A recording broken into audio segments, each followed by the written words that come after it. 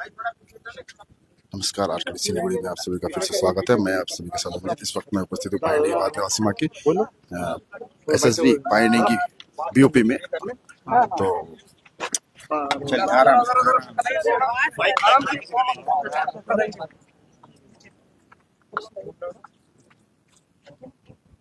चलिए ठीक है। पानी टैंकी नक्सलबाड़ी में ये जो द्वार है, जो प्रवेश द्वार नेपाल के लिए है, व्यापार के लिए और लोगों के आवाजाही के लिए सबसे महत्वपूर्ण द्वार है, जहाँ पे हम सब लोग मौजूद हैं।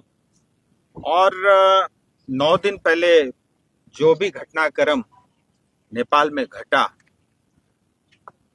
प्रिकॉशन के नाते जो है पिछले 9 दिन से यहाँ किसी भी प्रकार का गुड्स का मूवमेंट, लोगों का आना जाना पूरी तरह बंद था। और लगातार जो है SSB की तरफ से, लोकल पुलिस एडमिनिस्ट्रेशन की तरफ से, इंटेलिजेंस की तरफ से मैं उन सबको भी बधाई देना चाहूँगा। ज़्यादा अपनी विजिलेंस और नज़र बना के रखी और किसी भी तरह का घटना इस क्षेत्र में कोई भी अनहोनी नहीं हुई। और आज मैं स्वयं यहाँ पे उपस्थित हूँ और SSB के हमारे IG साहब और बाकी सब टीम से भी बहुत लंबी चर्चा हुई, कस्टम के साथ भी बातचीत हुई। और मुझे ये भी बताते हुए खुशी है कि आज लगभग पूरी तरह लोगों का आना जाना और व्यापार वाणिज्य के दृष्टि से गुड्स का मूवमेंट सुचारू रूप से शुरू कर दिया है। लेकिन क्योंकि पिछले 9 दिन से दोनों तरफ काफी सामान, ट्रक मूवमेंट अटका हुआ था, आज ही शाम से गेट खुला है। उसके नाते 100% नॉर्मलसी की तरफ बढ़ने में 1-2 दिन और लगेगा, लेकिन SSB की तरफ से, कस्टम की तरफ से कोई भी रुकावट नहीं है। और जो भी मूवमेंट्स सामान का या लोगों का, वो आज के बाद सुचारू रूप से शुरू हो गया है। क्योंकि यहाँ पे पानी टैंकी इस क्षेत्र में बहुत सारे हमारे व्यापारी वर्ग, विशेष करके छोटे व्यापारी, उनका पूरा जीवन जो है उस पे निर्भर करता है। और करीब करीब 8 से 10 करोड़ का रोजाना जो है व्यापार इस क्षेत्र में होता है। और पिछले 9 दिन बंद होने के कारण हमारे छोटे व्यापारी के साथियों को, वर्गों को उसका काफी नुकसान भी हुआ है। लेकिन जो घटना घटी, स्वाभाविक रूप से, क्योंकि ये एक अंतर्राष्ट्रीय सीमा होने के कारण जो एक देश को जो भी उचित जो है कदम उठाने चाहिए वो भारत ने उठाए हैं। और जहाँ तक नेपाल की बात है, बहुत प्राचीन देश, प्राचीन सभ्यता वाला देश और समृद्ध और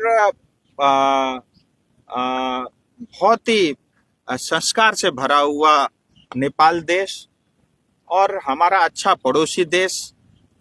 जो कुछ भी घटना घटी, क्योंकि भू राजनीतिक तौर पे चाइना और भारत के बीच में नेपाल है, इसलिए भी बहुत ही महत्वपूर्ण हो जाता है। और लेकिन मुझे इस बात की भी खुशी है कि अंतरिम सरकार उन्होंने शपथ ली है, मैं उनको भी शुभकामनाएं देता हूं। और भारत हमेशा से नेपाल का एक अच्छा पड़ोसी रहा है, वो हमेशा से रहेगा। और हम कामना करते हैं कि नेपाल फिर उसी गति के साथ, तेज गति के साथ आगे बढ़े। मैं नेपाल की जनता को भी शुभकामनाएं प्रदान करता हूं और ये नेपाल और भारत की मित्रता इसी तरह बनी रहेगी। और जो है, जब जब भी नेपाल देश को आवश्यकता पड़ेगी, भारत एक अच्छे पड़ोसी के तौर पे आपके बीच में हमेशा खड़ा रहेगा। और मैं पानी टंकी के सभी हमारे व्यापारी साथी और सभी जनता से भी मैं उनको भी शुभकामनाएं बधाई देना चाहता हूँ। एक अच्छे राष्ट्रभक्त देशभक्त के परिचय हमेशा वो देते रहे हैं। जो ये क्षेत्र कभी नक्सलबाड़ी के नाम से जो है प्रचलित था, आज जो है बहुत तेजी के साथ विकास कर रहा है, शांति स्थापित हुई है और जीवन लोगों के जीवन में खुशहाली बढ़ी है। और इसके लिए यहाँ की लोकल हमारी जनता वो सब बधाई के पात्र हैं। और मैं इतना दावे के साथ कहूँगा, चाहे वो सिलीगुड़ी हो, दार्जिलिंग हो, डुवर्स हो, उसी गति के साथ जो है नक्सलबाड़ी भी आगे बढ़ रहा है।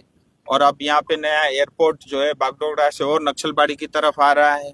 आने वाले समय में रिंग रोड आ रहा है, नए नए हाईवे आ रहे हैं।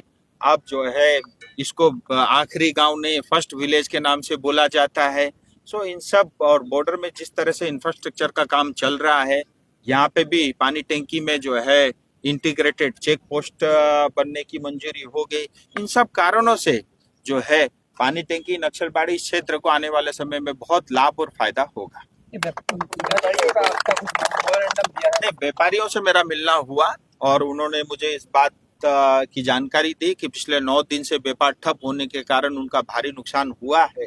और मैंने वो बात जो है हमारे एसएसबी और कस्टम वालों के साथ समक्ष रखी है और मुझे उन्होंने ये सूचना दी कि आज से अभी से सारा कुछ खोल दिया है। लेकिन जैसा क्योंकि 9 दिन से सब कुछ ठप पड़ा था, तो इसको नॉर्मलसी में लौटने में 1-2 दिन लगेगा, लेकिन किसी तरह की रुकावट नहीं है। लोग आ जा सकते हैं, व्यापार आराम से आप कर सकते हैं। दुर्गा पूजा में भी इफेक्ट पड़ेगा, ये लोग बोल रहा था। दुर्गा पूजा में बजट बता रहे थे दुर्गा पूजा में भी इफेक्ट पड़ेगा। 20 लाख रुपए का उनका पूजा का खर्च रहता है। तो मैंने उनको कहा है कि जो है ये सब चलता रहेगा, लेकिन पूजा कभी रुकनी नहीं चाहिए। और इस बार भी वो भव्य रूप से पूजा करेंगे और मैं भी उनको सहयोग करूंगा। मैं भी अपनी तरफ से 2 लाख रुपए उसमें योगदान दूंगा। आप लोग और आप सब लोग मिलके करिए, भव्यता से करिए। मैं भी पूजा में शामिल होने के लिए आपके बीच में आऊंगा। की जो बात हुई थी नितिन गडकरी जी से आपकी बात हुई थी, जो सन्यासी बागड़ा के सन्यासी ने एलिफेंट कॉरिडोर बनानी थी, वो फ्लाईओवर का कुछ आप दिए थे। नहीं, ऐसा है कि आज इसी विषय पे रखो, वो मैं उसके बारे में डिटेल में कभी आपको बताऊंगा, क्योंकि आज भी मेरे पास बहुत कुछ आया। जैसा कि आप सभी दर्शकों ने देखा सिलीगुड़ी के माध्यम से जो राजू जी दार्जिलिंग जिला के सांसद राजू जी अपना जो वक्तव्य दिया, धन्यवाद। इसी तरह का अपडेट पाने के लिए हमारे साथ बने रहें।